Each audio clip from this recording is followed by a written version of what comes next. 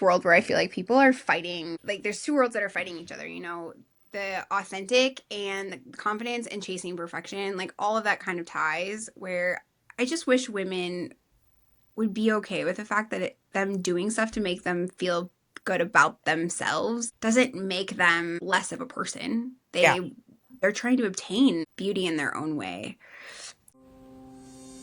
Welcome to Lead Like a Girl, where we are empowering everyday women through our stories.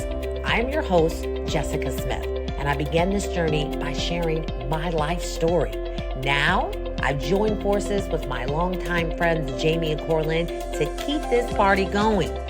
We met many years ago as young sales girls in our 20s, driven and quickly rising to the top of our industry.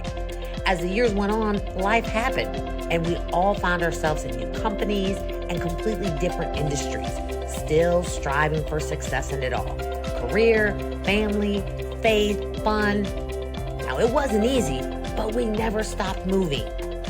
Get ready for our real conversations, inspiring stories, and our big life lessons as we share it all. The good, the bad, and the funny. Welcome to Lead Like a Girl.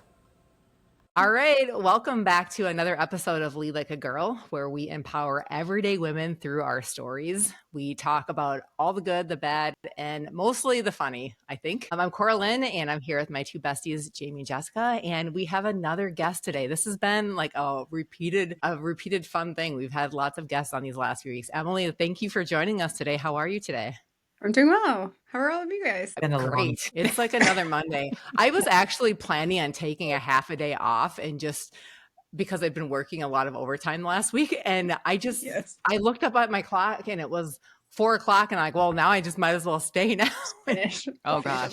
You say overtime. What does that even mean, Cor? I don't know. I don't know. That I'm shift work and I'm Right. I was gonna say I'm in tuna or something. I have no idea. You're not getting paid for overtime, dear. I'm working a lot of extended hours. Is that a better way to say that? Yes. There you go. Into the evening. Well, I am so excited about our topic today. Our conversation, I feel like everybody, especially women, but I think guys have a lot of an opinion about this, you know, whether we admit it or not. We're talking about beauty, confidence, and really the rise of the modern day med spa. So we are going to be talking all things Botox, fillers, lasers, GLP-1s, and all the things that you may see trending on social media, the truth or the myth, all those different things. Emily is a expert professional in this area, and she's going to shed some light on all these things for us. I'm so excited that you're here. So again, joining us today is Emily Giddings. She is the founder and owner of Giddie Skin Med Spa here in our little town of Mankato.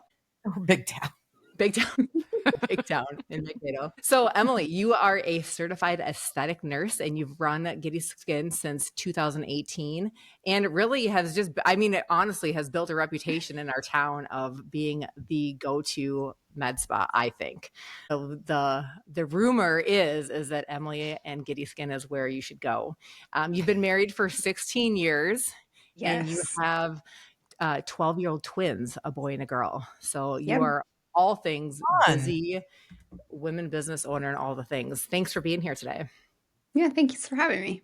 So if you listen to when I host, I always like to start off our conversation with a first minute fast question just to get us in the mood of what we're talking about. My first minute fast question for today is, so we're going to talk about all things beauty, all things treatments, facials, all the things, but I want to know from you ladies, what is the one thing or what is the thing that you absolutely love about your face or your body?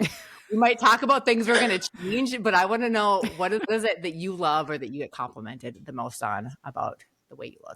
I should have read the dang notes. Corlin doesn't like to, she doesn't tell us this, right? She just like springs it on us. I already know what the answers are, so you just go ahead and say it. You know what my answer is? This is your forgiveness. This is not the time to be humble. This is the time to own your best. You already know what my answer is. Mm-hmm.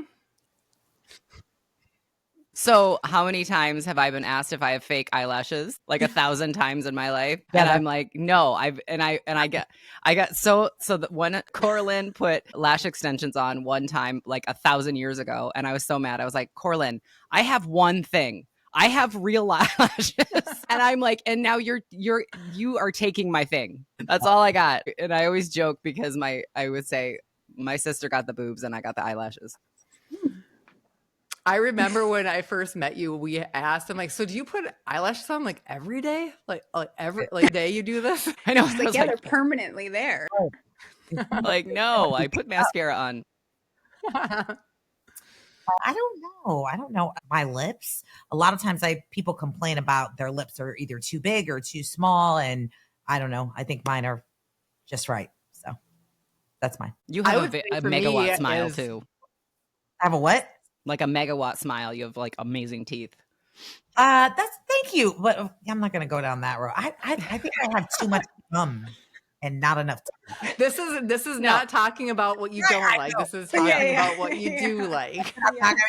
Which is a good segue. I'm going to say for the record that I get a lot of compliments on my eyes. And I remember, I've always remembered, I look at my pictures of my mom and then I look at pictures of my grandma. We all have the same eyes. And so that's something that I'm grateful for, that it's been passed down in the genetic land. Yeah. Now, is it that they're big, full eyes or that they're big, full, and the color of them too? Because I think that. I think it's a full package. I don't know. What do you tell me? No, it is. You just fall deeply in love with Corlin every time you look at her eyes. I've also been told that in the negative land, that sometimes I remind people of a precious moment still, which I don't find as a compliment. That is my favorite thing I've ever heard you say about your eyes. That is not a compliment. I don't appreciate it. Cute. It's actually true. I can see that now. Yeah. Oh, great. Thanks. I used to collect precious moments though, so I'm very well versed on what they look like. Well, it's better. When I was a kid, they used to say I reminded them of those. Do you remember those ice cream dolls, the ones with the really big head, and then they had like an ice cream? You know what I'm talking about? This was like anyway, like this just big head dolls with like they would hold a different flavor of ice cream. But anyway. Oh my gosh. Emily, what is yours? So this is going to sound totally and completely cliche, but I love everything about my body. It was created for a reason, and my kids came out of it. I'm flabby in multiple different places, and that's okay. Like if I were a supermodel, I would probably be judged and looked at and all of the things. And I feel like I'm more relatable to the everyday woman because I don't look perfect, and not a single person needs to feel like they need to live up to perfection because we're all unique in our own way. So love it. That's a very good answer, my friend. Awesome. Well, thanks for entertaining and humoring me on that first question. So why don't we just dive into it? So Emily, you're here to share all things with us, but I want to just start with your story. Sure. What inspired you? How'd you get started in this business? Tell us about you. Actually it was, I'm a registered nurse by trade, and I was dealing with a hormone issue called polycystic ovarian syndrome. So I had a lot of extra hair growing in areas of my body that I didn't want. And so I was getting laser hair removal for that. And that was my first introduction to the aesthetic industry at all whatsoever. But in that experience, I learned that there's a lot of other things that women can do, men can do for, acne scarring, facial treatments, that sort of thing. And I was super intrigued by what a laser could do. So I actually, roundabout way, ended up contacting a bunch of laser companies because my curious mind went that route instead of asking the person across from me, like, hey, how'd you get where you got? So I went to laser companies and just started learning about the technology of lasers in general, which that ended up getting me connected to a medical spa. And then she said, hey, why don't you come train with me? We, as a registered nurse, can do this. You can inject, you can do all the things. And so I was intrigued enough to start training with somebody and to get into it. And it just kind of stumbled from there. My husband comes from a town of 450 people. So for us to move from a town of 100,000 was not going to happen. So I was like, okay, let's just go ahead and try starting one here and see how that goes. So we did.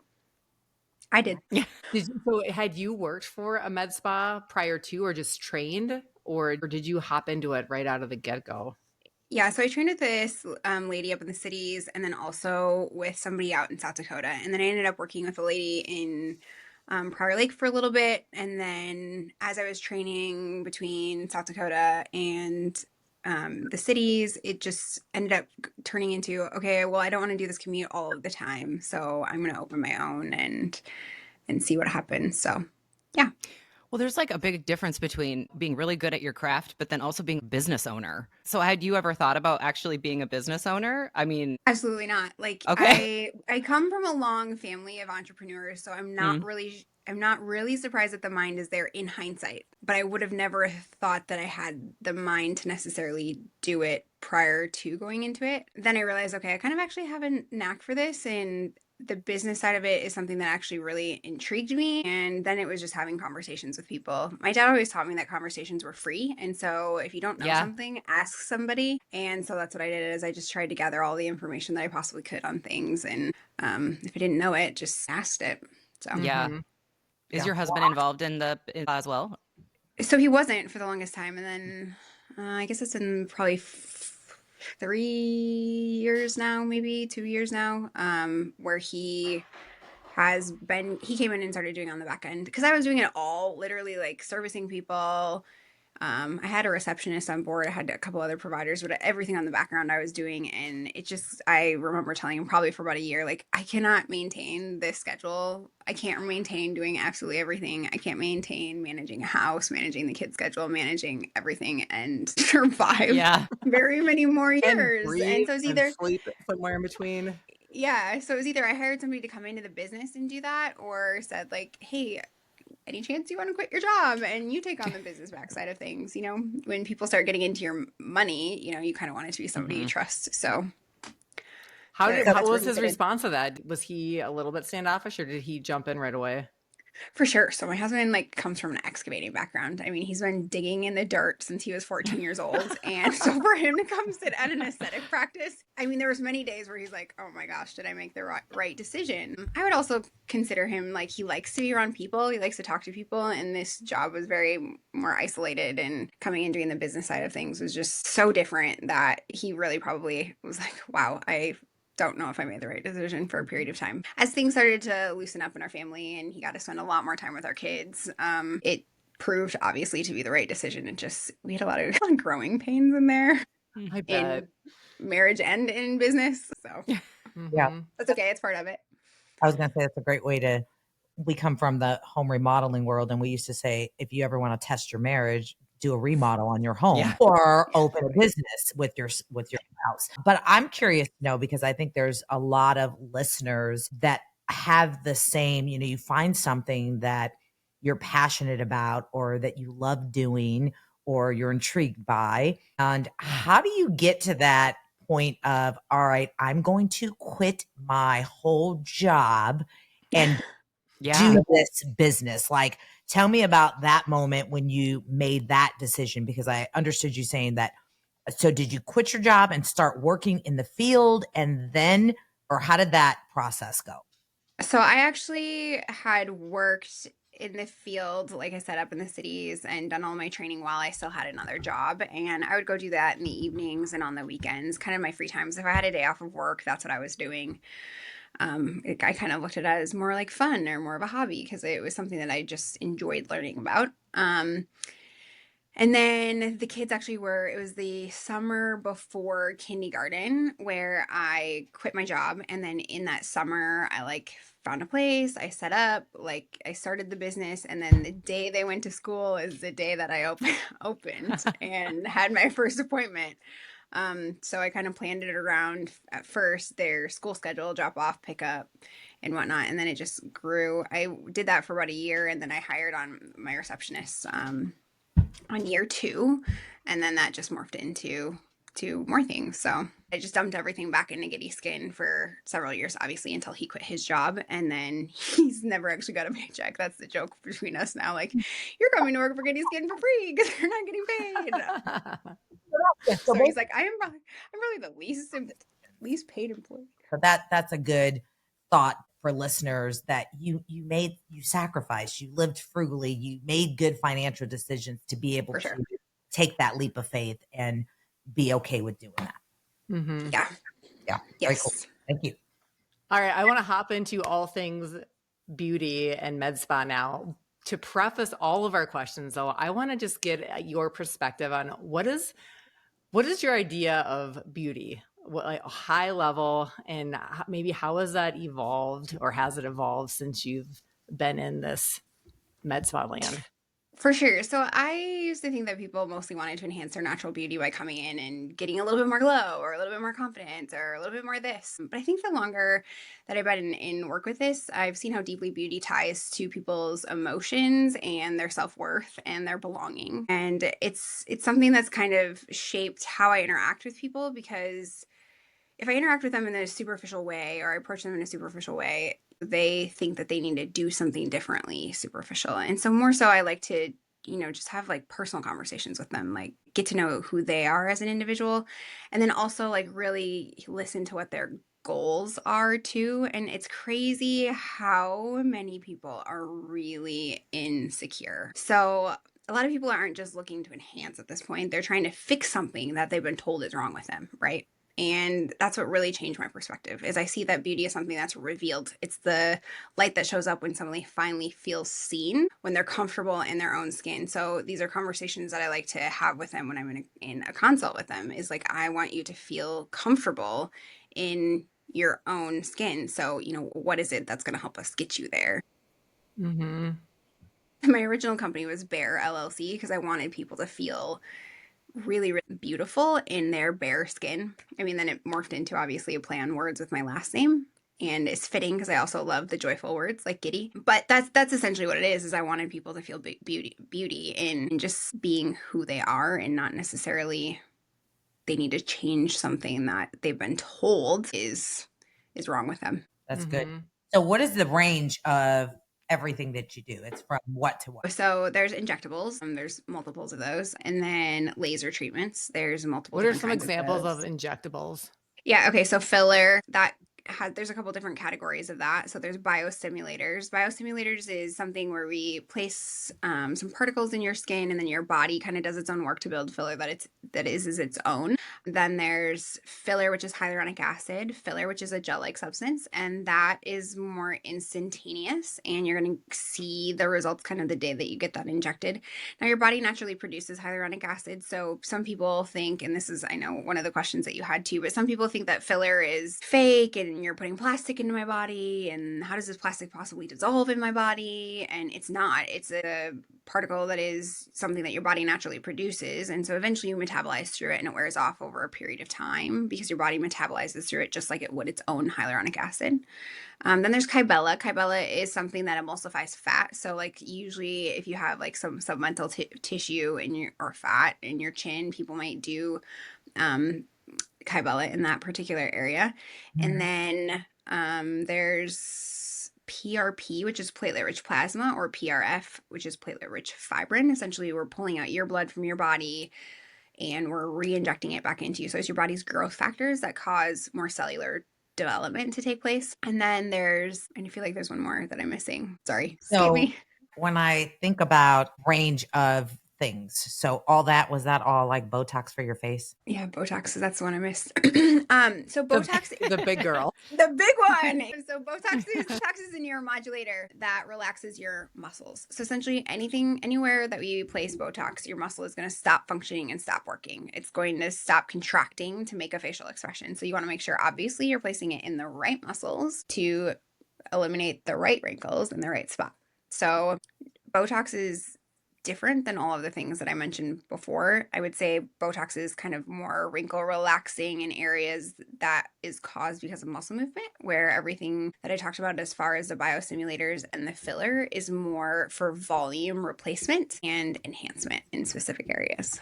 Got it. So I should blame the people that make me make the faces that I That's exactly right. That's exactly right. That's it. they call I have So out this of because all you make those me things- scowl.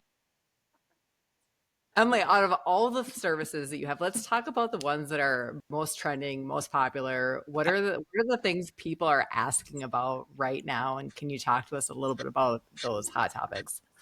Sure. So I would say people are most commonly asking about weight loss medications right now. So you talked about GLP-1s later. Like, you can see that there's definitely a shift in the aesthetic industry, that people's funds are going towards weight loss medication. It's just natural. This is something that, I mean, weight loss meds have been out there for centuries. Women have tried that, and now this one literally like seems to work like magic, and so everybody's jumping on board with Why it. do you say magic with quotes? Well, because it's not magic. Obviously, you're sticking a peptide in your body, and it's working in a way and causing you to lose weight, right?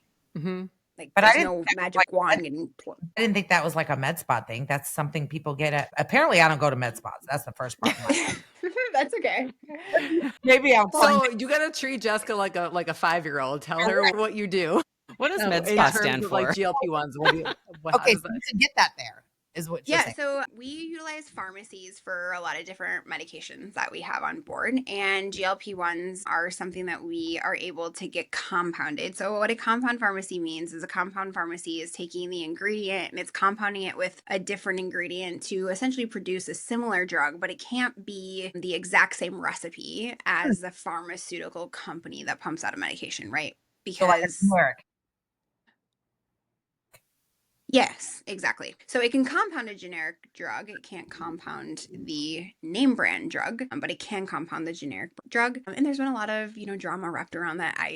I'm sure you guys can imagine because the pharmaceutical companies then lose money. But there's a lot of FDA approved pharmacies out there that can compound any medication that they need to based off of whatever reasons patients need it for. And so we're able to get a hold of it with some compound pharmacies, and it's something that is a great tool for people who are looking to lose some weight. I like it. I am Yeah. looking to lose the weight. So that's kind of what you're seeing, that, because that was my question, Corlin. I was thinking like, what do you see as the trend? Like what's the trend? What's trending right now? And that's what you're seeing. And are Yeah. they working the same as, because you were saying pharmaceutical companies, but listen, look at this Louis Vuitton and all these places that now there's these replicas that are out and they look good. Sorry, Louis Vuitton, you can't. The same thing with the drug companies. Are these drugs working just as good as the? Yes. Yeah. Yep. Wow. I mean, I'm sure there's maybe some non-reputable pharmacies out there or some non-reputable med spas out there, but I've heard stories, of course. But yes, I mean, if you're getting them from reputable places, you're getting just as great of success with a name brand drug. I think the reason why people are searching out medical spas is because we're able to get it from compound pharmacies and charge a lesser price than whatever the pharmaceutical companies are charging insurance companies and or people themselves just directly through their pharmacy. That was going to be my next question. Is all of this stuff just for the rich and famous? No. There used to be this, and this was probably the way before my time even, that it's just for the celebrities. Like only the celebrities can afford this and to get a hold of it. And again, if you're good with your finances, anybody can afford it, I suppose, right? It's a true statement. Yeah. Do you find though that your clientele is not just, even if you take our small little town, our up and coming metropolis we live in, do you see that it's more of the upper echelon people that live in our town, or is it kind of the everyday person that you see who are your clients without name dropping? Corlin. Right. Corlin's neighbor. So I can honestly tell you it's everyone. Like I hate to use that word in such a dramatic way, but I think the last time I looked at the studies, it was like 1 in 8 in the United States are on a GLP-1 of some sort. And Oh my that was gosh. probably like 6 months ago that I looked at that.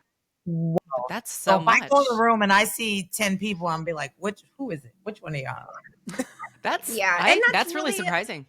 And that's really unfortunate for all those people who really truly are working their ass off to have a smoking hot body and they're not taking medication for it.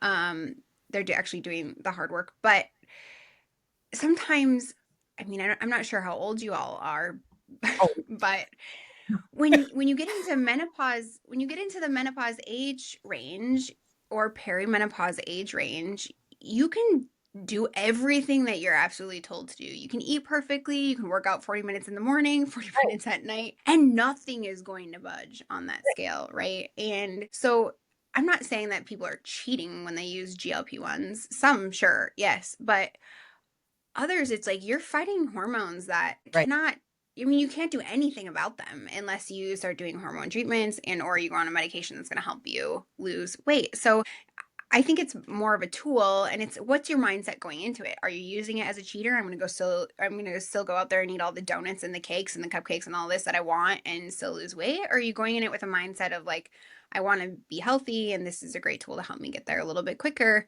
and to also curb my appetite so it's manageable for me to actually do on my own. Do you But wait, feel like, in your opinion, that people can be on a microdose of GLP-1 and develop healthy regimen, healthy skills, and get off of it without seeing a dramatic swing back to whatever, gain the weight back, go back into wherever they were? Okay, so microdose is a term that I absolutely hate because microdose technically and I'm like, means no, that's okay, it's okay. But to me, microdose means that it's smaller than the lowest dose of GLP-1s. And GLP-1s usually for one of them it's 5 different doses. For the other one of them it's 6 different doses. And you can be on a low dose of either one of those and still have success with it, depending on how much weight you're wanting to lose. I don't quite understand how people are utilizing micro dosing and having success with it unless they are already in normal body weight range and furthering losing weight, if that makes sense. Yeah. Microdosing is a term that's thrown around there loosely out on social media. Well, and I wonder too if it's just because they're using more as an aesthetic versus a health, that maybe it just sounds a little bit more trending, a little bit more. Oh, I'm just microdosing. Oh, for I'm sure. not actually using it. It's just a little bit. Just It's get just a little, taking the edge just a off. smidge. yeah, I'm For not Just sure. a smidge. I'm not. It's just like it's semantics. Yeah. It's like my stylist always gets mad because I just can you just give me a trim? Like, we're giving you a haircut. It doesn't matter how much I take off. It's a haircut. Right. You're not trimming. Well, but to anything. Corlin's point, I guess the way I heard the question is, if you're on it, when you get off, are you going to gain the weight back? It depends on what your mindset is and how motivated you are to make it work, right? So I've seen a couple different scenarios take place, and one of them is people go all the way the highest dose, they'll get to their complete goal weight, and then they'll just quit cold turkey, and then they're back to me like 6 weeks later, and they're like, "Oh my gosh, I've gained 5 pounds. I have been on this journey for over a year and a half. Like, I don't want it to continue to go up. I need to go back on something." And I don't recommend quitting cold turkey on high doses. Like, I would say 90% of the people who have done that in the office have come back to me. So usually our regimen is like, let's taper you down to a lower dose, see how you're doing on just a very low dose of it. And if you're able to like maintain healthy diet and a good regimen and you're feeling really good just on a low dose, sure, try to go off of it. Those people seem to have a little bit more success with going off of it than others. That being said, it is totally and completely normal for your body to fluctuate 5 to 10 pounds when you're in a normal rate being off of a medication. If any woman out there doesn't know that, like, they should know that. It's normal for your body to fluctuate weight, That's a different. especially during different times of the month. Like, this conception that we need to be the exact same weight every single day of the month is asinine. Say it again for the people in the back. Yeah. So I want to switch gears here a little bit, still obviously talking about these things, but there are a lot of myths. We talked about this kind of off the record, but there are a lot of myths that people think, even just as we're talking about here, even just the term microdosing is, I've been learned, it's not a thing. I will erase that term from my brain. What are some of the other myths, or what do you wish people knew about this field or this process before they came in to see you? Can you talk to us about some of those things? So this is a loaded question because there's a lot of different things that I could apply it to, different subjects. I guess you could say I apply it most to filler because that's what I do a lot of right now with people. And there's this misconception that everybody's going to come in and start looking like Joan Rivers or Madonna. And so they don't want to get... I was going to ask you have something on the menu that says, give me the little Kim. Because are you talking about the front little Kim or the back little Kim? little Kim, yeah. Because I saw a picture of Madonna. I don't know if it was real, but I was like, why did she look like little Kim? Why? Yeah, I want sure. Spa did that. We need to blow it up. Yeah, and it's going to take you a lot to get there. I mean, and she might have had cheek implants. She might have had something done like that was under the knife by a plastic surgeon. And if it was all filler, it's like, man, she's had like so many syringes placed in her face at maybe not at one time, but over a period of time. And it's like, yeah, you can definitely get there, but that's not going to happen. A, one in my chair, and B, Yeah. You have to tell someone, look, girl, listen, I'm here to help, but no, I'm not like, I'm going to cut you off. oh, for sure. Okay. I have definitely done that and said like there's nowhere else for me to place it. Like I'm not you know. And then the next time they come see me for their Botox or something, then their lips are like 7 times bigger than they were when I said no, and you're like, yeah, and that's why I said no. But then they leave your place and because they go someplace else. Oh, yeah. Well, you know what? Oh, Because dude, I'm not putting my name on that because someone's going to ask, where did you get that done? And they're not saying it like I want to go there. They're saying it like, I know I don't go there. They won't. Right. But yeah, no, I'm not putting my name on that. That's the way I would think of it. Right. Yeah. So there are cases where I do have to say like, okay, when you first started coming to me, you said you didn't want anybody to know that you had anything done. Now, if we add a little bit more, people are going to know that you had something done. Have you changed from your original opinion? Are you okay with that? Right. I mean, if they are, they are, as long as they still look like a decent product leaving my place. But, everybody's a little bit different. Yeah. You said, what's something you wish more clients understood before coming in? That reversing signs of aging usually isn't a one and done. It's not something like you're gonna come in, you're gonna have sat on the beach your whole entire life, your skin is wrinkly as hell, and you got smoker lines around your mouth, and you got sunspots absolutely everywhere, and you want me to fix you in one session. That's unrealistic. It's not going to happen. I mean, anytime people are either trying to prevent something or trying to reverse something, it takes time, and it's more of a marathon than it is a sprint, and it takes consistency too. So if you're committed to it, definitely possible to do, but just know that there's a commitment to it. Mm-hmm. Yeah. And when you're in the business, does that mean you do stuff yourself? You're a product of your own business? Yes. So we have something called Treatment Tuesday every Tuesday, and so our staff does treatments every Tuesday, whether it's just like, for me, if I did a chemical peel last week, I'm obviously not going to do another one. I need about 3 to 4 weeks in between a procedure like that and another aggressive procedure, because you need time for your cells to turn over. So I might do like a dermaplaning, or I might do a laser treatment, or I might do something else, or somebody else on staff is going to get treated. But usually once a week, we just have time set aside so we can, I guess you could say, upkeep ourselves. Otherwise, it's kind of like a beauty salon. Nobody cuts their hair or curls your hair or anything like that because they work all day doing everybody else's hair. Yeah. So. I was curious about, I know you said you were talking about like anti-aging, but I was kind of curious about the age of some of your clientele. Like so I'm going to be 50 in a few months, and the first time I got Botox, I remember her saying, she was talking about her daughter, and she had said something about her daughter being like in her mid-20s. And she's like, yeah, that's when she probably should get it, just to, get in there and prevent wrinkles from happening and this and that. And I was thinking about, you talked about celebrities, and, I have my 2 older daughters are in their mid-20s. And one of them was talking about lip injection or lip enhancements.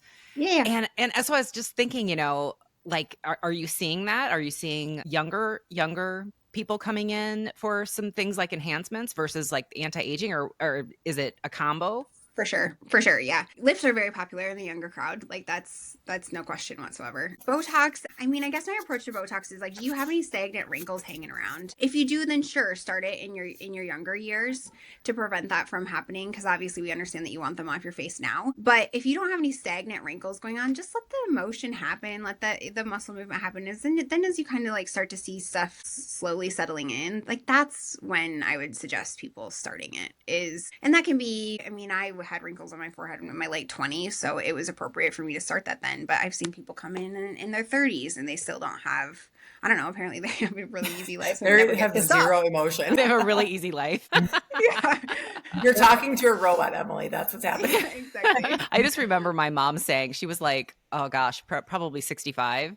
And she was a smoker her whole life. And she had, pretty decent wrinkles. And her asking me, well, should I go in and should I get Botox? And I was thinking, like, of course I didn't want to say this, but I'm like, I think it's a little too late for you, Mom. Just like, I don't know. Is there too late? I did that. Yeah, I was like, is it? Could you be too I late? don't think I that don't know. there's anything that's necessarily too late. There are some cases where I will look at them and just go, honey, you're a little too far gone. How does that go over? Saying that. I mean, I don't say that to them. I mean, I'm finding something for them to do, but I might try to give them a conversation of like, what's reality? What are you going for? You want to like, what are your expectations? Are you going for softening these lines? I can definitely soften these lines, but if you're going for eliminating them completely, I'm not going to lie to them and say like, oh yeah, we're going to make you smooth as a baby's butt. Like that's not going to happen in some cases where they're really severely sun damaged. Like you said, they've smoked their entire life. Or kind of chose some of those lifestyles. It just wreaks havoc on your skin to have those two things, and I mean, you've all seen that leather person walking down the beach and they've done nothing but live in their string bikini, and there's just sometimes no reversing that once you get past a certain point. Yeah. Well, now correct me if I'm wrong, but in my knowledge, you do not do any surgery types of things. But can you speak to some of the maybe some of the surgical procedures that people are wanting, and is there like things that are more popular than not, or things that have maybe like the biggest bang for your buck? If people do have maybe what made me think of it is you're thinking about a face that's too far gone. Well, you can probably, there's a surgery for that. Maybe it's not Botox, but maybe there's something a little bit more invasive. I would say like a blepharoplasty is probably the most common. People's eyelids start to kind of sag and touch their eyelashes, and that it's amazing how like cutting off just a little bit of the skin there and opening up their eye makes them seem so much younger. So blepharoplasties are super popular if you're just kind of going for like a little surgical enhancement that you want. I'm going to get away from the face here, but I'm of the firm belief it'd be fan-flipping-tastic if insurance companies would allow every woman to get a mommy makeover when they're done having children. Absolutely. Because all of the women that have come in and had just like a miniature tummy tuck or had some things removed in their midsection or whatever, they just feel so much better about themselves. And it makes me so curious about it that I would love to go do it myself. Haven't yet, but I genuinely feel like there's something about that in women that they don't mind the scar from it that they're going to have because it just makes them feel better. Yeah. Well, they're doing it for them at that point. Yeah, I did it and I'm glad I did. And it's the best decision I ever made. And I'm still going. So I think it's so. Jessica, for our listeners who maybe haven't heard some previous episodes, will you share with us the things that you've done that are a little bit more on the surgical side? Yeah, I'm an open book. I tell. I know. But I talk too much, tell too much. So I did a mommy makeover, just what you said. This was many years ago, and I just thought, wow, you can do all of this in one surgery. And of course, I'm a workaholic, so I'm like, I can't take all this time off of work. So I had lost like 120 pounds. So I thought I can just go in and just get a lift. And they were like, what are you lifting? So my breasts were completely deflated. What exactly are we lifting here? What are you lifting? I'm sorry, man. My surgeon wasn't as nice as you, Emily. What do you want me to do here? The hand gestures were like great. Love that.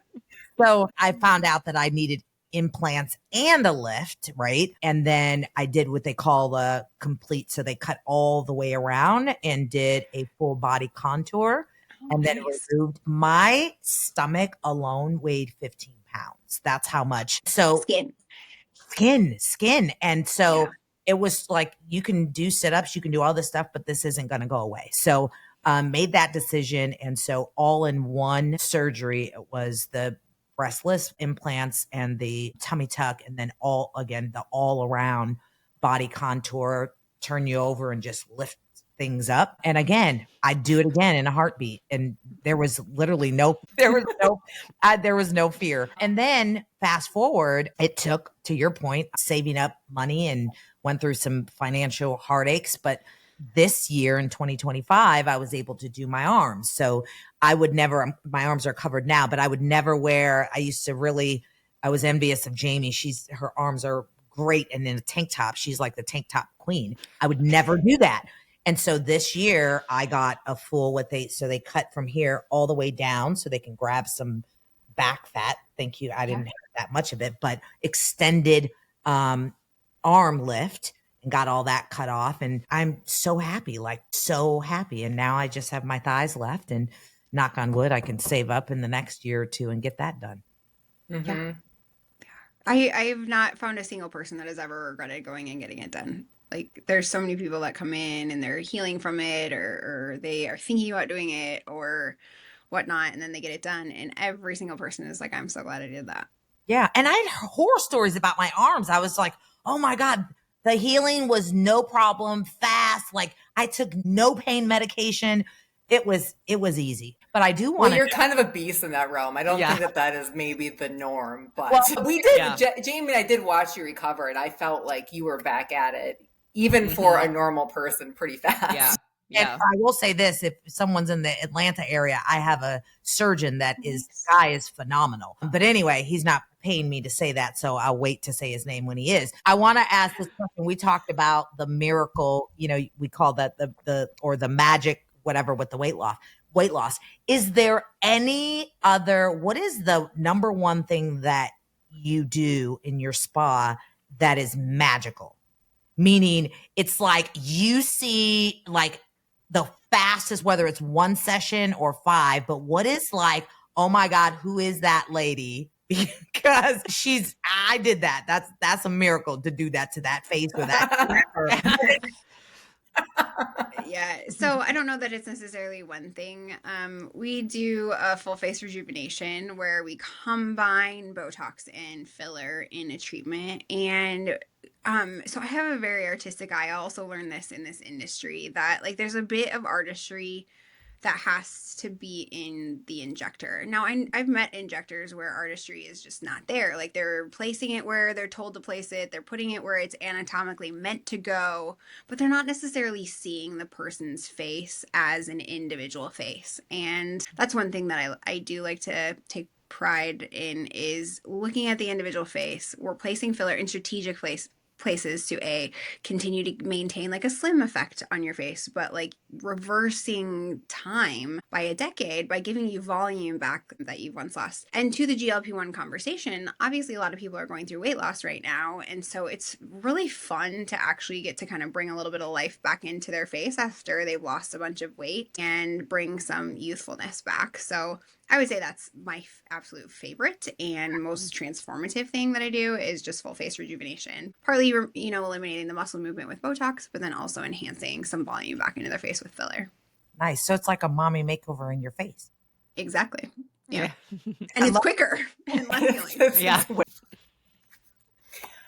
All right. I want an overarching question. So in all these things, we've kicked off the conversation to start with, like, what do we love about our bodies? We're talking about all the things we may or may not want to change about our bodies.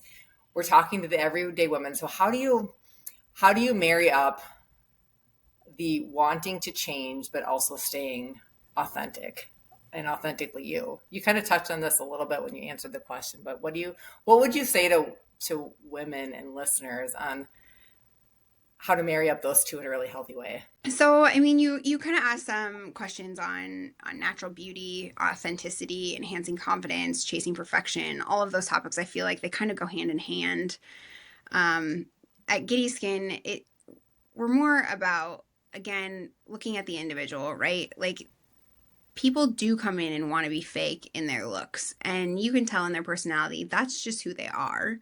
And for me, like, well, that's them. Like, great. You're authentically you. That's how you want to live. Great. I will gladly help you be that person that you want to be.